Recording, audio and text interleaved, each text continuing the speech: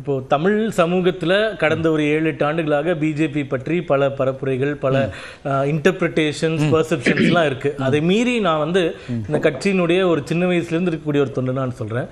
ரொம்ப disciplined party. For example பீகார்ல நாங்க வந்து நிதிஷ்குமார் அவர்களோட 2 மடங்கு இடங்கள் வென்ற போதும் அந்த கமிட்மெண்ட்டை ஆனர் பண்றதுக்காக அவரை முதல்வர் ஆக்கினோம். உடனே எல்லாரும் என்ன சொன்னாங்க, 1 மாசத்துல கவுத்துருவாங்க, 2 மாசத்துல கவுத்துருவாங்க. 5 வருடங்கள் மிக தெளிவாக முடிந்து விட்டது.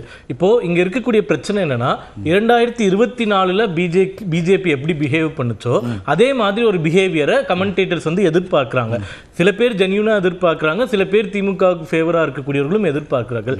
அதை எங்களால் செய்ய முடியாது. நான் சொன்ன டிசிப்ளின்டு பார்ட்டினா இன்னைக்கு வரையும் ரொம்ப அடிப்படையா ஆர்கே கேக்குறது நம்பி வந்தவங்களை இப்படி நட்டாத்துல விடுறதா கேக்குறாரு. இப்போ அமித்ஷா அவர்களே வந்து நாங்க வந்து ஒரு ஜூனியர் பார்ட்னர், எங்களுடைய தலைவர் இபிஎஸ் அப்படின்னு அறிவித்த பிறகு எங்களை வந்து நீங்க லீட் ரோல் பண்ணுங்க அப்படின்னு உசுப்பி விடுறது, ஏத்தி விடுறதெல்லாம் நாங்க இப்ப இல்ல, தேர்தல் வர வரைக்கும், முடிகிற வரைக்கும், எங்கள் ஆட்சி அமைது வரைக்கும் நாங்கள் செய்ய மாட்டோம். இப்ப இங்க தமிழ்நாட்டுல என்ன பிரச்சனைனா, முதல்ல அதிமுக பிஜேபி கூட்டணி சேருன்றதே யாரும் நம்மள, குறிப்பாக திமுக அவங்க என்ன தைரியத்தில் இருந்தாங்கன்னா, இவங்க 2 பேரும் சேரவே மாட்டார்கள், எளிதாக எதிர்ப்பக்கம் 3-4 தரப்புகளாக வாக்கு பிரிந்தால் நாம் ஆட்சிக்கு வந்து அவங்க 2 பேரும் தொடர்ச்சி அவங்க பேசுறது எல்லாமே அவங்க 2 பேரும் இணைந்ததுதான் எங்களுக்கு நல்லதுன்னு அவங்க பேசிட்டு அவங்க ஃப்ரீயா விட்டுட்டு போலாமே. தொடர்ந்து ஏன் எங்களை குறித்து, எடப்பாடி அவர்கள் குறித்தோ, நயினார் குறித்தோ வில்சன் குறித்து இருக்காங்க.